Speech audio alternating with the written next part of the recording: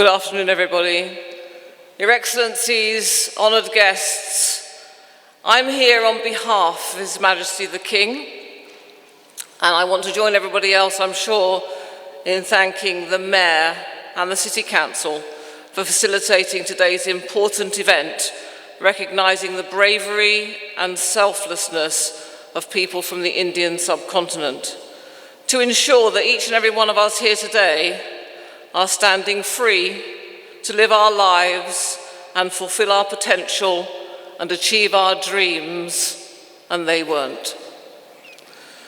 One of His Majesty the King's themes for his monarchy, and he has 4, is Commonwealth.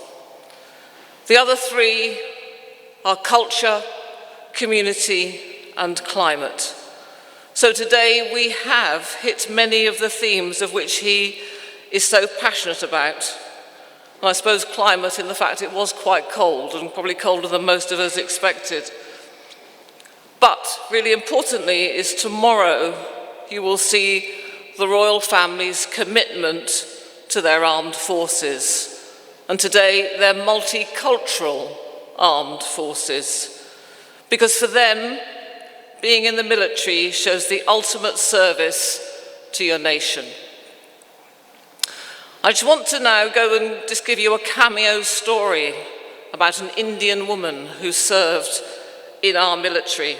The poppy I'm wearing today, specially to remember women working in the world of secret specialist operations, i.e. they were spies. But many of you may or may not know that in the Second World War, the Geneva Convention had stated that women could not bear arms. But despite this, under a directive of Winston Churchill, from 1942, Special Operations Executive began recruiting women agents. Once they were positively vetted, they were recruited and transferred into an independent voluntary women's service called the First Aid Nursing Yeomanry as a cover for their real role in the Special Operations Executive. Other female agents were drawn from the Women's Auxiliary Air Force and the Auxiliary Territorial Service, and a variety of civilian backgrounds. The Dutch and the Belgian sections used only women agents, while the French section sent 39 women of various nationalities into occupied France. The women agents were not subject to conventional military rules, but were trained and treated in the same way as the men. These brave men and women partook in the espionage to help the Second World War against Germany. Sadly, many never returned home. The brooch that I'm wearing is dedicated to these agents, and all the information that I'm about to read you was found out at Bewley in Hampshire, which is now turned into a museum in recognition of where a lot of the work actually happened. So the lady in question is Noor Unnisa Inayat Khan, GC. Born the 1st of January 1914 in Moscow to an Indian father who came from Bombay and an American mother, although of Indian heritage.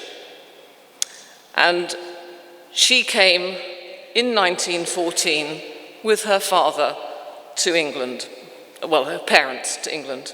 Noor Unnisa, a British resistance agent in France during the Second World War, she served in the Special Operations Executive. The role of the Special Operations Executive was to conduct espionage, sabotage, and reconnaissance in the countries occupied by the Axis powers, especially those occupied by Nazi Germany. Noor was recruited to the French section of the Special Operations Executive in early February 1943. After training at Wainborough Manor, Surrey, and then Aylesbury as a specialist wireless operator in occupied territory, and then on to Bewley. At Bewley, she learned escape and evasion, uniform recognition, communications, and cryptography. She also had further training in weaponry. She took part in practice missions, training her to be able to send transmissions back from France without being detected. Lastly, she was trained in interrogation, so she would be aware what life would be like if she was captured. As an SOE agent under the code name Madeline, she became the first female wireless operator to be sent from the UK into occupied France to aid the French resistance during World War II. 2 days before Noor was due to return to the United Kingdom, she was betrayed and captured. At just 30 years old, she was executed at Dachau concentration camp with 3 other agents, Elaine Plumen, Yolande Beekman, and Madeleine Damament. All 4 were taken from their cell and forced to kneel in pairs before they were executed by a single shot. For her courageous acts, Noor Inayat Khan was posthumously awarded the highest civilian honour by both Britain and France. The George Cross and the Cross de Guerre. I'm sure you'll agree that this was probably one extreme, and I understand there is a film made about her life, and I think you'll need tissues to actually watch the film. But she is just one of many people who gave their lives for our freedom today. The fact we can all sit here today, we can all live and dream, and we can look forward to a fabulous future for not only ourselves, but our children and our grandchildren. And it was down to people, as the Mayor was saying, officers, gentlemen, men, women, who just made and took that ultimate sacrifice for us to be here. So thank you, Mayor, for putting this on. Thank you to the Council, and thank you to the wonderful people of the subcontinent of India for whom we are recognising today. Thank you.